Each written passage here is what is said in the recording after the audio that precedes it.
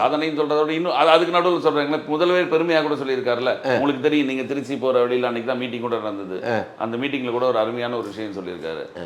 அதாவது மக்களால் தேர்ந்தெடுக்கப்பட்ட முதல்வர்கள் அப்படின்னு வரிசையாக சொல்லியிருக்காரு. என்ன மக்களால் தேர்ந்தெடுக்க? எல்லாரும் மக்களால் தான் தேர்ந்தெடுக்கிறாங்க. கடைசியாக நானும் மக்களால் தேர்ந்தெடுக்கப்பட்ட முதல்வர், நியமிக்கப்பட்ட முதல்வர் கிடையாது அப்படின்ற மாதிரி சொல்றாரு. ஓஹோ, இப்போ அவருக்கே போய் இனிமேல் எலிமெண்ட்ரி ஸ்கூலில் படிக்க வைக்கணும்.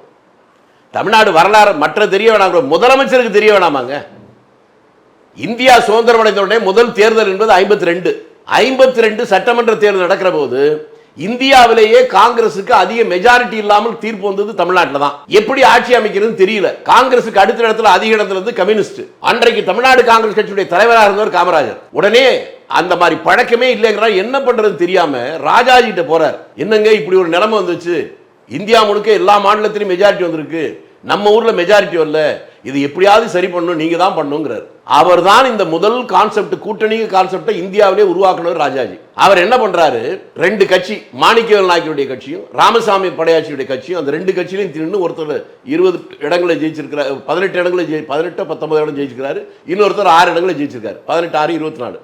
அந்த 24 இங்க சேர்ந்தாதான் இங்க வந்து மெஜாரிட்டி வருது. அந்த 2 பேரையும் அழைச்சு கூட்டணி வச்சு அவங்களுக்கு மந்திரி பதவி கொடுத்து இந்தியாவில் முதலாக அப்படி ஒரு மந்திரி சபை வந்துச்சு. அதல்ல இப்ப அடுத்து சொல்றதுதான் உங்க கேள்விக்கு பதில். அந்த தேர்தல் வந்த உடனேயே முதலமைச்சரா யாரை போடுறதுன்னு வந்த உடனே இந்த சிக்கலான சூழ்நிலையில யாரை விட நீங்களே முதலமைச்சரா இருக்கிறது நல்லது அப்படின்னு காமராஜர் சொல்றாரு.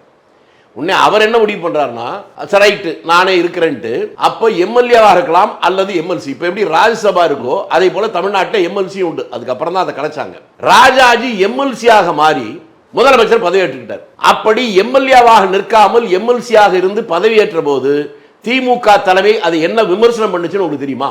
கொஞ்சம் முதல் மந்திரி கிட்ட போய் சொல்லுங்க. அதை அன்றைக்கு சொன்னார், கொல்லைப்புற வழியாக வந்த குல்லுகப்பட்டர். ராஜாஜி பத்தி சொன்னது. காலம் எப்படி திரும்புது பாருங்க. 1967 காங்கிரஸ் ஆட்சி முடிஞ்சு திமுக ஆட்சி வருதா? அந்த திமுக ஆட்சி வருகிற போது அண்ணாதுரை நின்று வென்றது எம்பி தான், எம்எல்ஏ கிடையாது. ஜெயிச்சிட்ட உடனே அவரே சொன்னது, நான் ஆட்சியை பிடிக்கிற அளவுக்கு ஜெயிப்போம்னு நினைக்கல, அப்படி நினைச்சிருந்தா நான் எம்எல்ஏக்குள்ள நின்று இருப்பேன், வந்துருச்சு அப்படின்னு. அதுக்கப்புறமா அவரே மனம் திறந்து அந்த அளவுக்கு உண்மையை சொன்னார். திரும்பி அவரே முதலமைச்சர் ஆக்குறாங்க. ஆக்கின உடனே அவர் தேர்தலை சந்திச்சாரா? எம்எல்சி ஆகித்தான் அவரே வந்தார். தன்வினை தன்னை சுடும், ஓட்டப்பன் வீட்டை சுடும்.